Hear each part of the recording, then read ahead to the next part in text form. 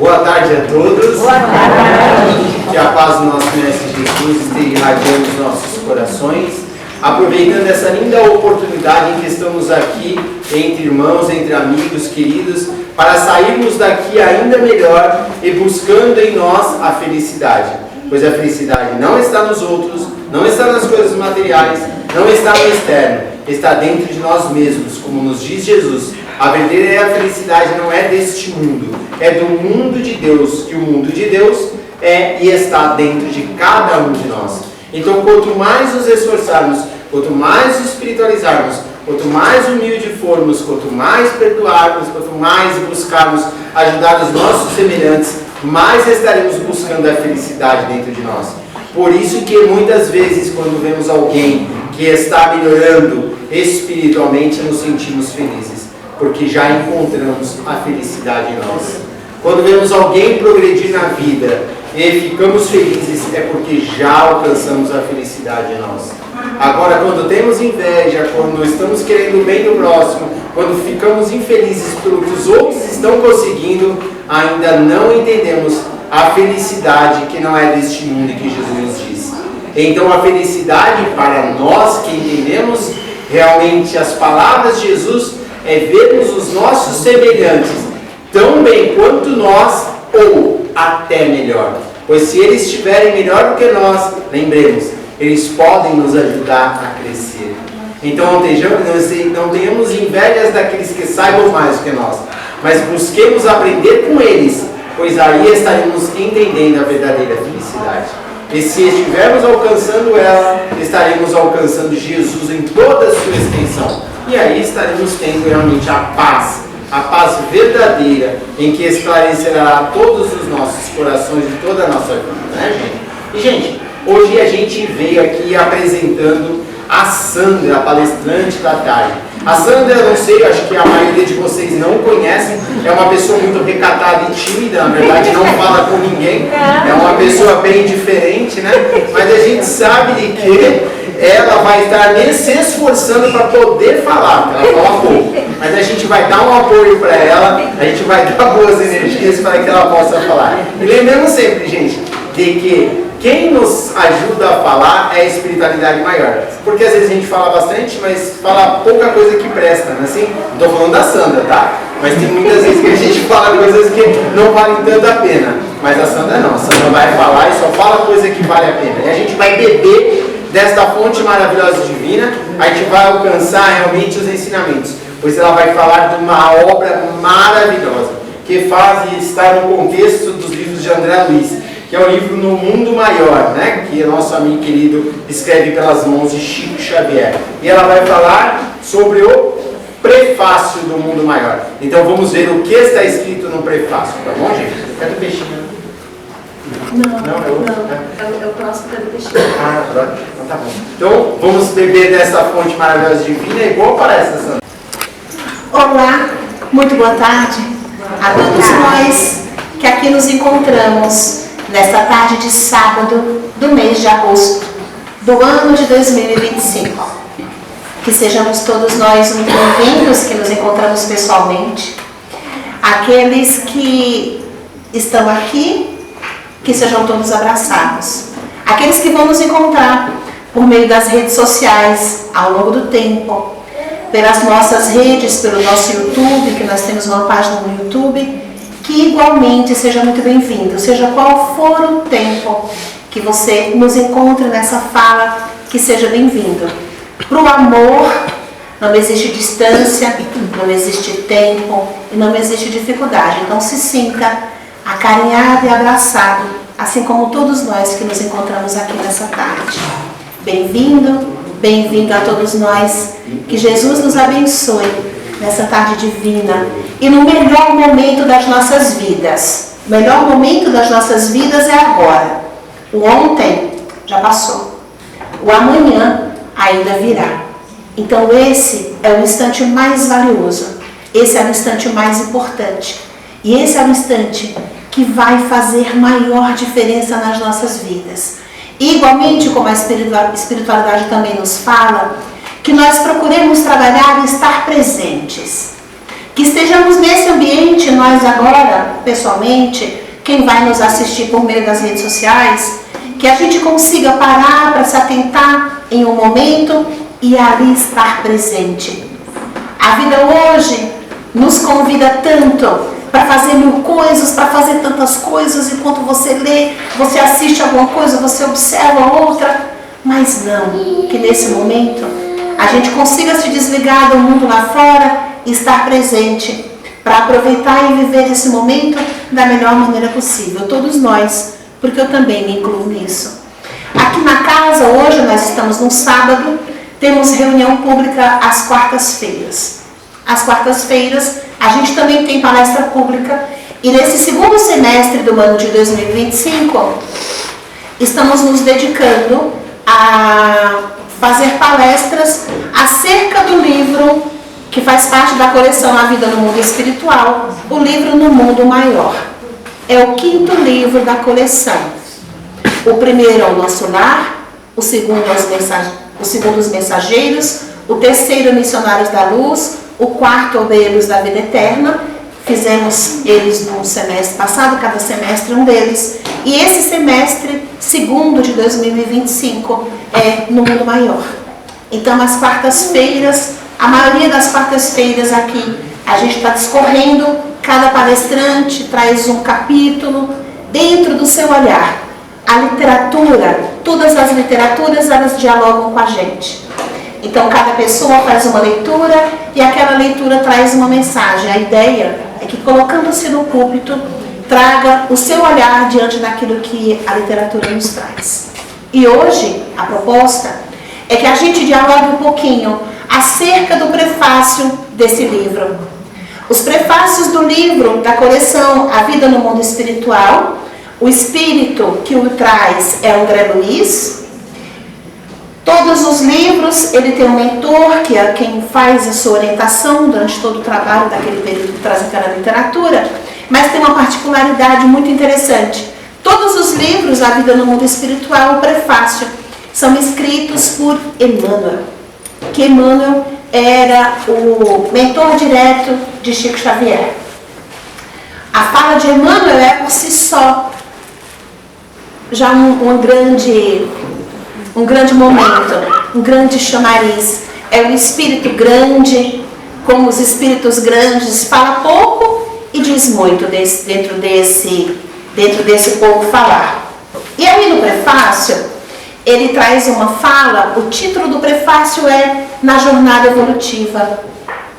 E aí ele fala, dentro desse caminhar e dessa discussão acerca da jornada evolutiva, ele começa trazendo uma reflexão e dizendo: diariamente, milhares de pessoas na Terra, de todos os cantos do planeta, retornam à pátria espiritual.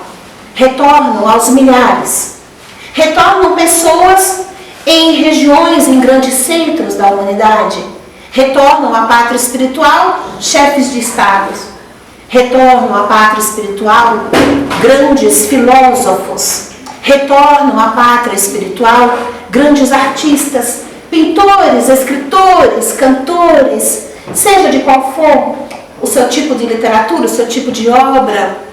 Retornam à pátria espiritual, assim como também retornam milhares de irmãos desconhecidos. Retornam irmãos dos grandes centros, mas retornam também pessoas que vivem em pequenos vilarejos. Retornam pessoas que vivem nas cidades grandes, mas retornam também aquelas pessoas do campo. Retornam as pessoas mais simples, retornam com suas histórias desconhecidas, retornam com suas histórias muito famosas, retornam aqueles que tiveram um grande impacto diante da sociedade e retornam muitos daqueles que passaram, tendo a sua vida e a sua história não sendo percebida por muitos de nós, mas cada um com a sua beleza. E aí Emmanuel diz, dentro dessa fala do prefácio, na jornada evolutiva, para onde será que vão esses irmãos? O que será que acontece depois da vida? O que será que a gente encontra depois da vida? E a doutrina espírita belamente nos conforta profundamente dizendo: depois da vida, o que acontece? Existe mais vida. a vida real, a vida verdadeira, aquela vida da gente que a gente se encontra com a gente mesmo. Dentro do prefácio, Emmanuel diz que um dos grandes choques que muitas vezes se dá é que a gente vive na vida alheios às responsabilidades que cabem a cada um de nós. A gente vive na vida certos de que chegando ao outro lado, de que na hora que nos encontrarmos, que tivermos com a nossa passagem de retorno à pátria espiritual, ali nos encontraremos achando-nos merecedores do paraíso, das belezas infindáveis, das bênçãos divinas que eu mereço e o castigo certamente muito merecido para aqueles que passaram por perto de mim e que não foram leais. Isso dentro do meu conceito. Eu mereço o céu eterno, mas aqueles que conviveram comigo, certamente hão de ir para o inferno. Olha as atitudes que eles tinham. Ou seja, me acho no direito de julgar. E dentro dos meus julgamentos, normalmente sou a melhor. Normalmente sou a mais merecedora. Mas será? Será que a grande lei da vida olha com os mesmos olhares aquele índio que matou alguém por meio de uma flechada para defender as suas terras? Ele matou. Será que diante da lei divina, esse índio tão simples que estava defendendo o seu pedaço de terra tem as mesmas responsabilidades do que aquele chefe de Estado que manda que verdadeiros pelotões de homens destruam vilas, destruam regiões, destruam países? A ideia dessa literatura e a ideia de André Luiz, Emmanuel diz, é convidar-nos a refletir a respeito dessas passagens e desses momentos e dessas vivências e desses porquês que por vezes nos acompanham tão de pertinho. Esse livro, No Mundo Maior, ele traz uma discussão central que é muito válida, muito atual e extremamente importante. Um livro que foi publicado no ano de 1947 e que agora, em 2025, comemora 78 anos, mas extremamente atual. Esse livro, ele discute muito a respeito da complexidade da nossa mente.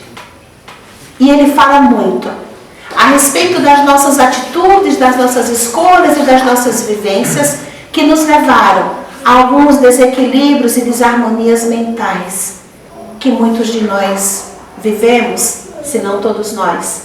Alguns, um âmbito um pouco mais suave, porque muitas vezes temos consciência disso e buscamos ajuda. Outros, um pouco mais pesados, digamos assim, porque ainda não despertamos para a necessidade de buscar ajuda. Então, nesse livro, No Mundo Maior, ele discute muito a respeito dos desequilíbrios mentais, das dores emocionais e da complexidade que é o cérebro e a mente de cada um de nós. Emmanuel também fala belamente nessa literatura que cada um de nós, somos filhos de Deus em crescimento. E ele também diz, já caminhando para o finalzinho do seu prefácio, que cada lavrador respira o ar do campo que escolheu. Todos nós somos lavradores. Todos nós plantamos. Todos nós cultivamos uma pequena terra que é o nosso universo interior. E nós, nesse cultivar, iremos naturalmente respirar o ar que cultivamos. Aquilo que plantamos, aquilo que olhamos, onde está o nosso coração. E aí, para trazer com mais, não com mais nem menos, mas para representar esse prefácio, essa fala, procuramos trazer uma história que eu acho que traz para mais pertinho da gente. E para lançar mão dessa história, que se chama Amarga Experiência, está inserida no livro Instruções Psicofônicas. O que acontece? Quando a gente ouve falar da mediunidade de Chico Xavier, A gente normalmente pensa na mediunidade de psicografia, que foi aquela mediunidade que a vida dele mediúnica foi mais direcionada. Mas o Chico Xavier tinha várias outras mediunidades, e mais especificamente a sua mediunidade de psicofonia, que o que acontece dentro de um centro espírita, no centro espírita Meimei, na cidade de Pedro Leopoldo, tinham reuniões e era um centro muito parecido com o nosso, na sua forma de funcionamento. Tinham palestras e tinham reuniões mediúnicas em mesas no estilo que é a nossa. As pessoas vinham, colocavam seus nomes pedindo vibrações para a espiritualidade, colocavam por sobre a mesa, da mesma forma que a gente ia no final dos trabalhos, tem uma reunião só para os médios, e ali acontecem algumas manifestações em que vêm espíritos para terem diálogo. Desses diálogos foi feito por um ano inteiro gravações de algumas manifestações que vinham por meio do Chico. Essas gravações depois se tornaram 2 livros que se chamam Vozes do Grande Além e Instruções Psicofônicas. São livros maravilhosos e tem algumas gravações, inclusive no YouTube, que depois eles disponibilizaram alguns áudios no YouTube, então a gente tem a chance de ouvir a fala do Espírito por meio da voz do Chico. É muito interessante. E essa história, que hoje vai dialogar com o prefácio do livro No Mundo Maior, e a gente vai fazer uma conversa desse livro com instruções psicofônicas. É a lição de número 16, e ela se chama A Magra Experiência.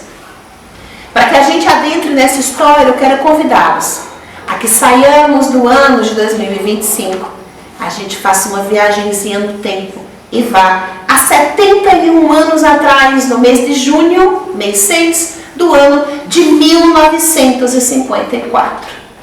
E aí Arnaldo Rocha, que era quem presidia aquelas reuniões, que havia sido, quando estava encarnada, Meimei havia sido o esposo dela, ele dirigia e depois ele fazia algumas colocações. Então, nas suas escritas, Arnaldo Rocha dizia que naquela noite eles tiveram a presença de um irmão que foi trazido pela espiritualidade maior.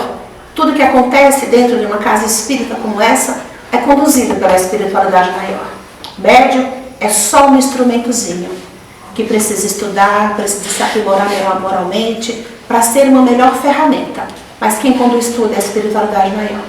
Pois bem, naquela noite de junho de 1954, havia sido trazido ao centro Meimei, na cidade de Pedro Leopoldo, um irmão, que no final da reunião tiveram-se as manifestações, e a última seria aquela que viria pelo Chico. Naquela noite, veio um irmão trazido, que em outra oportunidade já havia estado na casa. Só que naquele momento em que ele esteve, ele estava tão alienado, tão desesperado, a sua dor era tão pulsante, ele estava quase enlouquecido, e o tempo todo, naquela época, aquele irmão falava de ouro. Ouro, ouro, ouro. Parecia que em todo lugar ele via ouro, era uma coisa estranha.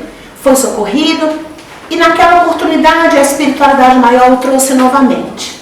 E aí, a fala desse irmão é extremamente enriquecedora e serve de exemplo à vida de cada um de nós, seja em um ponto ou seja no outro. Porque é a história de uma alma que muito chora, que muito sofreu, para se reencontrar, para colocar sua própria vida nos trilhos do Divino Mestre Jesus. O nome desse irmão chamaremos de F. F de fé, F de força, F de fortaleza. F é o nome dele, usaremos esse pseudônimo para preservar a sua identidade. O irmão F, quando esteve encarnado, foi na Terra um grande banqueiro. Um grande banqueiro, muito próspero e muito conhecido da sociedade. Muito provavelmente, por ser tão conhecido, na literatura preservaram sua identidade, chamando-o de F. Assim se deu. Na noite de 1954, no mês de junho, aquele irmão aproximou-se de Chico e por meio de Chico trouxe sua fala. E ele trouxe sua fala dizendo mais ou menos assim: senhores, muito boa noite. Permitam-me chamá-los de senhores, pois não me vejo no direito de tratá-los nem como amigos, nem como irmãos. Estou chegando agora e quero que me permitam tratá-los dessa forma. Eu aqui me encontro novamente, pelas bênçãos da espiritualidade maior, tenho hoje a oportunidade de estar aqui convosco para agradecer a assistência que a mim foi dada, agradecer as preces que eu recebi com tanto amor nessa casa, mas também para dizer-lhes um pouquinho da minha história. Dizer-lhes um pouquinho da minha história de alguém que hoje luta arduamente para não cair nas raias da loucura. Alguém que hoje pede ao Divino Mestre força, coragem e discernimento para não enlouquecer. Sabe, meus irmãos, a loucura nada mais é do que a nossa insistência por algo que queremos, acreditamos, ficamos enseguecidos por ele de tal forma que caminhamos pelas estradas da loucura. Saindo dessas estradas, hoje me trato, hoje me cuido e venho aqui conversar com vocês um pouquinho acerca da minha pobre e dolorosa, amarga experiência. Quando estive na Terra, nada para mim era mais valioso e era mais importante do que o sucesso, a fama e o ouro. Tudo se resolveria pelo ouro. Todas as dores amenizariam se eu tivesse ouro, poder e dinheiro. Assim eu vivi, assim era a minha vida, assim eu me conduzia. Até que um dia, a morte me arrebatou de uma forma tão inexplicada. A morte chegou para mim como chega o tiro de um caçador a um pássaro. Sabe um pássaro que se encontra no meio do mato, feliz e contente, cantarolando, de repente toma um tiro, perde a vida e é aquele choque. Foi assim que a morte me levou. Foi assim que perdi essa existência e voltei para o campo do espírito. Desse modo, não sei dizer como se deu exatamente a minha morte. Não sei dizer quanto tempo fiquei perdido, não sei quanto tempo passou, não sei quanto tempo se deu até hoje. Mas eu sei que em um dado momento eu me vi desesperado dentro do túmulo, me vi asfixiado, me vi sufocado. Eu gritava, eu estava desesperado porque eu não conseguia respirar. Tudo que eu queria naquele instante era respirar, sentir o ar puro, mas eu não conseguia. Comecei a gritar. Gritei por socorro, mas percebia que a minha voz ecoava. Ninguém ouvia. Continuei a gritar, implorar por socorro, até que em um dado momento, que eu não sei que momento que foi, senti mãos vigorosas me arrastarem de lá e me trazerem para fora. Me vi também de forma muito estranha, porque eu olhava em volta e via que tinha algumas coisas, era muito escuro, eu não conseguia me dar conta mais ou menos como era o ambiente. Tinha coisas em meu derredor. E eu fiquei pensando, o que será que é aqui, que é esse local? É uma casa que não tem teto? Olhei em volta e olhei com mais cuidado, percebi que no meu derredor tinham muitos caixas fortes. Mas o que será em todos esses caixas fortes? É o escuro? E aí eu comecei a tatear no meu derredor, a tatear, vi que tinham algumas letras sobressalentes, eu fui tateando, e me dei conta que eu me encontrava num cemitério. Quando me vi no cemitério, gritei desesperado, gritei esbaforido, gritei enlouquecido, saí correndo daquele lugar. Me vi na rua, era noite, devia ser muito tarde da noite. Praticamente ninguém passava por ali. Mas ao longe, eu vi que vinha passando um bonde. Eu estava muito cansado, muito doente, exausto mesmo, mas ainda assim consegui reunir forças e gritar: condutor, Condutor, condutor, me aguarde, condutor. E o condutor seguiu com o bonde. Ele não me ouviu. Mas eu precisava pegar aquele bonde, senão onde que eu ia? Peguei o bonde, apertei o passo, consegui entrar no bonde. E na hora que eu entrei no bonde, qual não foi a minha surpresa? As pessoas que lá estavam vestidas de ouro.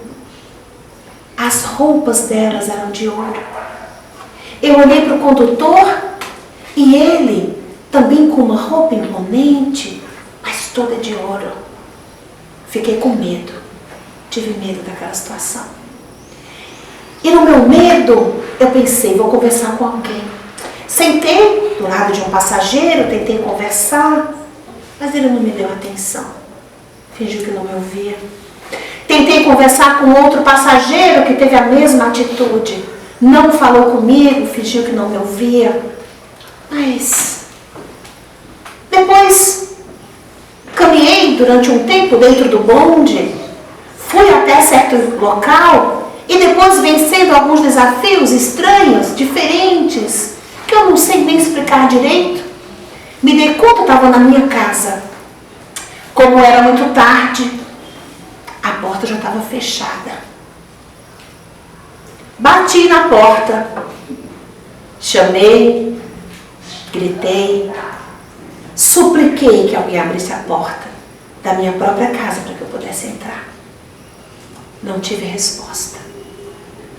E aí, do lado de fora, eu olhei para a parte de frente da minha casa e estava diferente. Tudo havia se transformado em ouro. Tudo era ouro. Toda a parte da frente da minha casa havia se transformado em ouro. Como eu não tinha como entrar, tentei deitar naquele chão de ouro e esperar até o dia amanhecer e alguém ver que eu estava ali. O tempo passou, não consegui descansar, não consegui acalmar a mente e meu coração aflitos. Até que algumas horas depois, o dia estava começando a amanhecer, eu olhei e vi que a porta estava entreaberta. Como ela estava entreaberta, eu consegui entrar.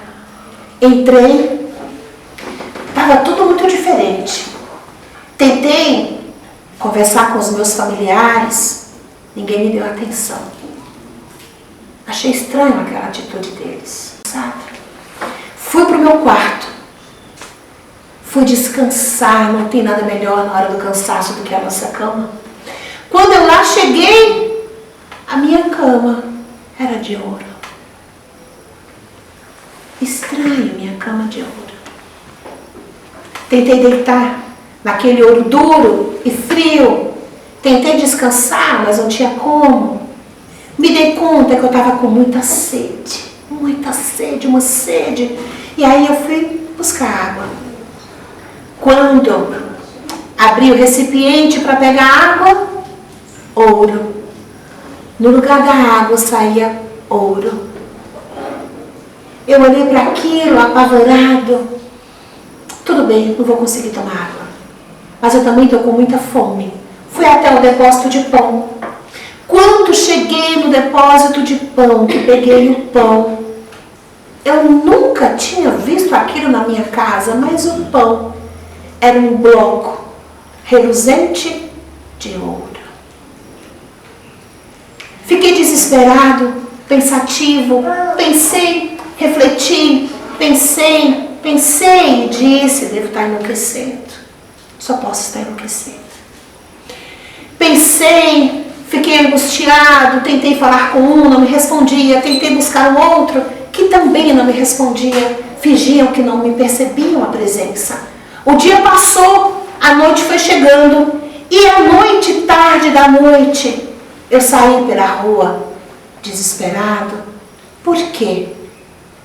Na situação em que eu me encontrava, eu pensei, preciso conversar com o sacerdote. Preciso ir num templo religioso. Mas eu nunca pensei em religião. Sabe, se alguma religião eu tivesse, eu seria católico. Por quê?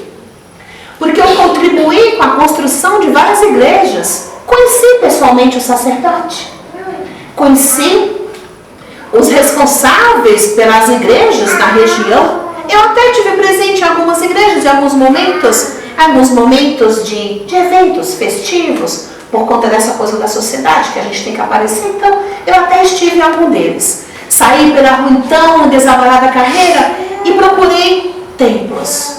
Procurei templos religiosos e que estivesse com as portas abertas para que eu pudesse entrar. Para que alguém me ajudasse a entender o que estava se passando. Vagueei pelas ruas, andei pelas ruas. Eu chegava nos templos religiosos de várias religiões. Eles estavam absolutamente lotados. Lotados de tal forma que eu não conseguia nem entrar. Depois, com o passar do tempo, eu entendi que os templos religiosos estavam lotados de pessoas tão desesperadas o quanto eu estava desesperada naquele momento. Vagueei, até que num bairro muito pobre, muito simples, encontrei um templo religioso muito simples, era uma igreja, e a porta estava aberta e eu pude entrar. Quando eu entrei na igreja, haviam outras pessoas, mas eu já procurei que eu precisava de um padre, eu precisava me confessar. Eu era um católico que havia me distanciado muito da minha religião, eu precisava me confessar. Tinha um confessionário, lá eu fui. Pus-me de joelho para que pudesse me confessar. Me arrumei, pus-me de joelho, e quando eu levantei os olhos, o confessionário havia se transformado num caixa forte. Me desesperei com aquilo, dei um passo para trás, olhei para o altar. Quando eu olhei para o altar, ele também era um caixa forte. O que eu vou fazer diante dessa situação? Lá tinha uma imagem da Maria Mãe Santíssima. A Mãe Santíssima, ela sim havia de ter misericórdia de mim, naquele desespero que eu me encontrava. Olhei para a imagem dela e, na medida que eu olhei, a imagem da Maria Santíssima transformou-se numa joia preciosa e caríssima. As pessoas estavam chegando para a missa que se daria logo cedo. Sentei-me, fiquei observando com medo, espavorido, quieto em mim mesmo, sem saber o que estava acontecendo, mas ao mesmo tempo com muito medo. Olhei o livro da missa, que estava sobre a mesa, que era um caixa forte. O padre pegou o livro e eu olhei, de repente o livro foi se transformando e virou um livro secreto que eu tinha, onde eu anotava os meus ganhos reais. Era naquele livro que eu anotava. E o livro do padre se transformou naquele livro, onde eu contabilizava os meus valores reais. Olhei para o crucifixo e ele igualmente se transformou numa pedra preciosa. Fiquei tão desesperada e tão assustada com aquela cena que eu saí da igreja correndo sem olhar para trás. Saí correndo. Quando eu cheguei na rua, eu lembrei que eu estava com sede, que eu estava com fome, que eu precisava de ajuda e que eu precisava conversar com alguém. Voltei-me para a igreja. Quando eu olhei, ela não estava mais lá. A igreja havia desaparecido. Eu estava absolutamente sozinho. No meio daquilo, a única coisa que eu ouvi foi uma voz muito alta que gritava ensurdecedoramente: amigo, aquilo que você procura em vida é o que você encontra depois da vida, que é a vida maior. Você procurou ouro durante toda a sua vida. É ouro que você agora encontrou. Ouvi aquilo Eu saí tão desesperado pelas ruas, sem saber para onde eu estava indo, mas eu corria desesperado, sem saber o que fazer. Mas eu lembrei que eu conhecia bem a cidade. E eu sabia um lugar que tinha uma fonte de água pura e límpida, onde o sol batia cedinho e o raiar do sol aquecia aquela água. Era para lá que eu iria. Fui até aquela fonte. Fui na esperança de que lá chegando eu pudesse lá chegando beber água como um animal mata a sua sede. Lá cheguei, arrastando-me fui até aquela mina, com uma sede que a cada momento aumentava ainda mais a minha sede. Lá chegando, me pus para tomar água.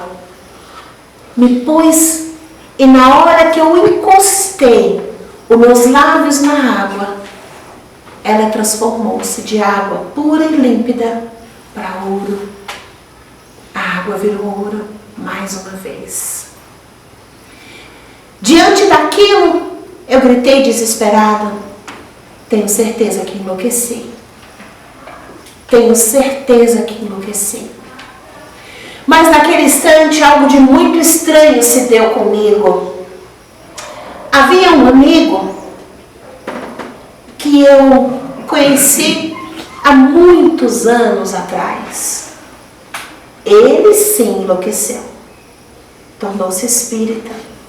Eu e todos os outros nossos amigos nos afastamos dele. Não sei o porquê, mas naquele momento, de tanto desespero, eu lembrei do amigo Cícero Pereira. Lembrei do Cícero Pereira. Meus irmãos, permitam-me agora chamá-los de irmãos, já que dividi um pouco da minha história dolorosa e triste. Lembrei-me de Cícero Pereira e isso foi suficiente para que eu ouvisse a sua voz. Lembrei dele e no mesmo momento comecei a ouvir a sua voz. Ele conversava comigo, chegou do meu lado, falou muitas coisas. Eu estava tão atordoado que eu não lembro o que ele dizia, mas eu sei dizer que fui me acalmando. Fui me acalmando, aquele desespero foi acalmando, aquela dor foi amainando dentro de mim. E Cícero Pereira me levou no centro, nesse lugar onde vocês se encontram agora. Cícero Pereira me trouxe para cá. Quando eu fui trazido, eu vi uma mesa. Nessa mesa tinham vários livros. Tinham livros, tinham folhas. Só que eu olhava, todos os livros eu via como fichas de banco, livro de registro de dinheiro. Todos os papéis que estavam por sobre a mesa, eu enxergava cédulas valiosas de dinheiro. Dinheiro que circula no mundo inteiro. Onde eu olhava, eu via dinheiro, eu via notas, eu via talão de cheque, eu via ouro. Estava tão desesperado, tão enlouquecido, tão fora de mim. E ali foi ficando.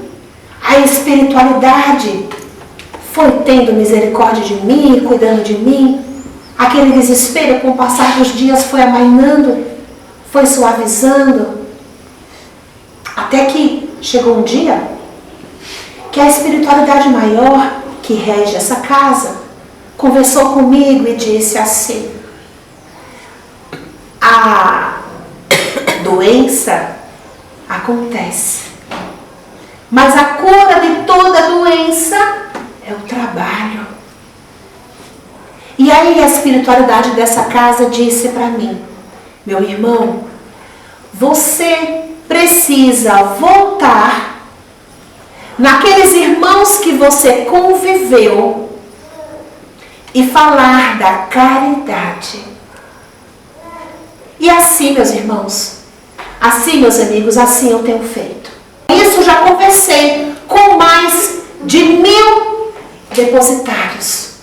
com mais de 1000 personagens de poder aquisitivo alto que se encontram na Terra, que são donos de altos valores, pessoas que vão em bancos, que fazem investimentos, que têm ouro, mais de 1000 pessoas. Nesses meus diálogos eu encontrei ouvidos de mármore, cabeça de pedra e coração de gelo. Entretanto, nessa última semana algo de muito maravilhoso aconteceu. Havia um homem que ele estava indo ao banco fazer o depósito. Eu me aproximei dele, comecei a conversar e ele acolheu a minha ideia.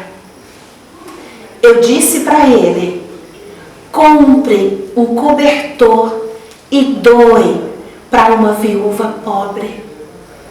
Ele aceitou a minha sugestão.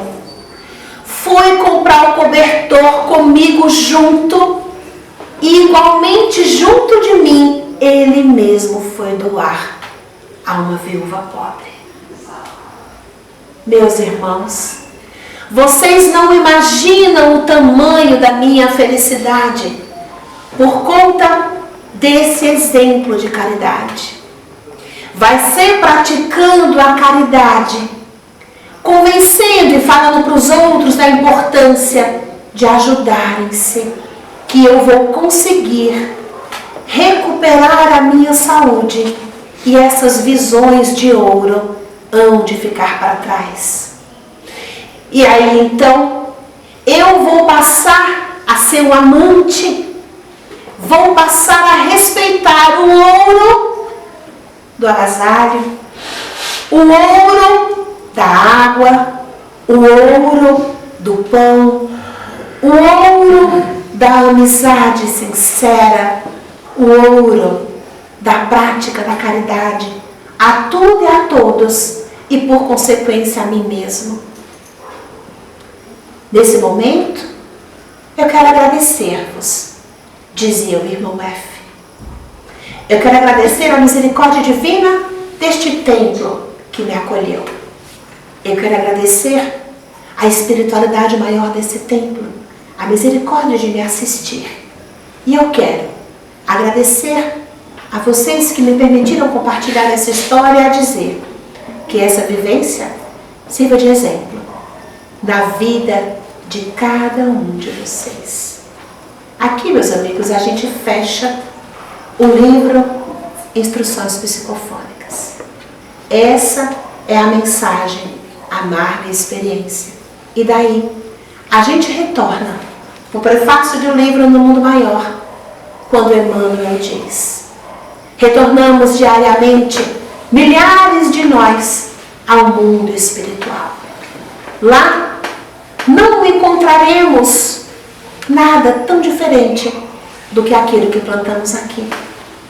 Então que essa história da amarga experiência sirva de referência a todos nós. Se não somos banqueiros riquíssimos, temos outros olhares que precisamos ter diante das nossas vidas. Os médicos espirituais aqui na casa, que a gente tem tratamento espiritual na sexta-feira, o tempo todo eles dizem: já está trabalhando? Você já consegue trabalhar? Você já está estudando? Você já está se dedicando ao próximo? Ou então ele diz: peça para alguém ler para você. Peça para alguém querido fazer uma leitura de um bom livro. Peça para alguém que tenha possibilidade de fazer um evangelho no lar junto com você, já que você não tem dificuldade. Ou seja, existem muitos trabalhos em nosso derredor. O nosso céu precisa ser construído hoje. Mas lembremos, independente da nossa história, independente da nossa vivência, o amor de Jesus nos acompanha o tempo todo. Sempre é tempo de ficar de pé e fazer melhor. Não importa se eu errei até há 2 minutos atrás. Se agora eu despertei, agora eu fico de pé e agora eu faço diferente. Com menos culpa. Eliminemos a culpa da nossa vida e transformemos em combustível para a gente fazer melhor e diferente. Teve um irmão que fez nosso mentor José de Mococa, 2 segundos para encerrar. Na última manifestação, ele tinha dito assim para a gente: precisamos cuidar da nossa família, precisamos cuidar do nosso lar, precisamos cuidar dos que convivem com a gente, precisamos ter amor dentro de casa, mas muitas vezes a gente diz: meu irmão, a minha família está despedaçada. Sabe como a gente vai cuidar dos nossos? Na medida que a gente conseguir cuidar de todos ao nosso redor. O nosso amor começa dentro de casa. Se nesse momento não dá para abraçar e dizer o quanto ama, traga um nome e coloque aqui.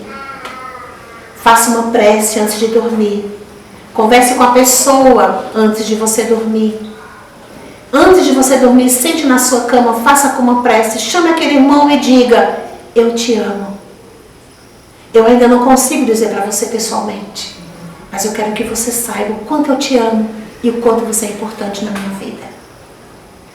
Precisamos e devemos construir o nosso céu hoje. Precisamos e devemos cuidar das nossas palavras para que elas não sejam dardos venenosos diante das outras pessoas. E por fim, por favor, eliminemos palavrões do nosso vocabulário. Vídeos pesados, vídeos de pornografia, vídeos de sexualização não pode fazer parte da nossa vida. Queremos um mundo melhor? Precisamos construir um mundo melhor. Recebi algo que não é louvável? Não repasse. Ouvi uma palavra pesada e uma história dolorosa? Não repasse. Vamos falar sobre coisas melhores, vamos falar sobre o bem, vamos falar sobre o amor, vamos falar sobre a beleza. O mundo está cheio de coisas maravilhosas. Esse instante é um instante maravilhoso na vida de todos nós. Eu quero agradecer a oportunidade de vocês me ouvirem, o respeito por vocês me ouvirem. Essa palestra eu gostaria de dedicar a Sônia, porque há um tempo atrás ela contou dessa história, que ela tinha gostado muito. E aí eu pedi licença para ela para falar sobre ela. Então eu gostaria de dedicar, dizer o quanto eu a amo e o quanto você é importante na minha vida e certamente de todos nós. E que o amor brote em nossos corações. Que se não for espontâneo, a gente diga por obrigação: eu gosto de fulano, nunca disse. Olha que coisa, vou dizer. É um exercício. A gente se exercita para o errado. Por que não pode se exercitar para o bem e para o belo? Falando de caridade, pratiquemos a caridade nas menores coisas que a gente puder. E eu queria fechar lembrando que amanhã é dia de campanha, é dia de um bom exercício, para a gente fazer como esse irmão que disse: eu sugeri para que ele comprasse um cobertor, e ele me ouviu. Ele me ouviu. Aquele cobertor transformou-se em uma forma de diminuir um pouco mais os olhares dele diante do ouro.